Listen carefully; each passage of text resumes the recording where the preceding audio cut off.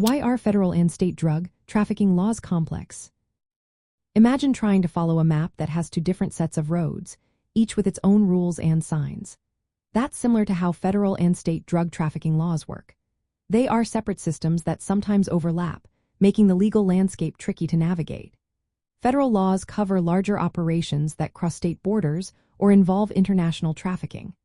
These laws often include strict rules like mandatory minimum sentences, which mean judges have less freedom to decide the punishment.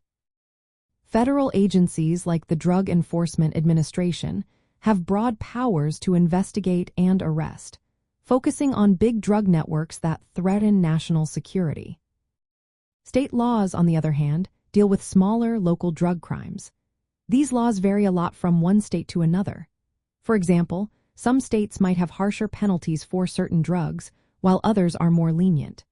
State courts usually handle these cases, and judges can often decide on sentences that include probation or other alternatives, especially for less serious offenses. The difference in how laws are written and enforced adds to the complexity. One big reason the laws are complicated is because both federal and state authorities can claim jurisdiction over the same conduct.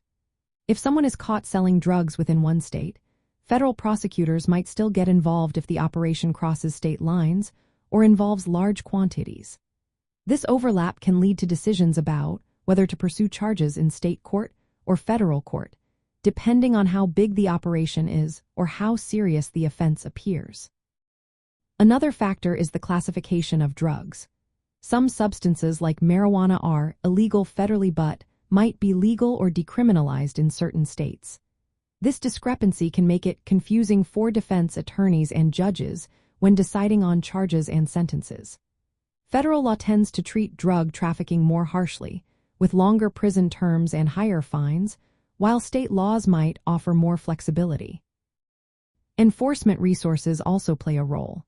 Federal agencies have more tools, specialized units, and bigger budgets, which often lead to more aggressive investigations and prosecutions. This can make federal cases more complex because they involve detailed evidence gathering and larger criminal organizations. Legal definitions and proof standards differ between federal and state laws. What needs to be proven to establish drug trafficking can vary, affecting how cases are built and defended. For example, federal law might requiring proof of intent to distribute, while state laws might focus more on possession with intent. For someone facing drug trafficking charges, understanding whether they are dealing with federal or state laws is vital. Defense strategies depend heavily on these differences.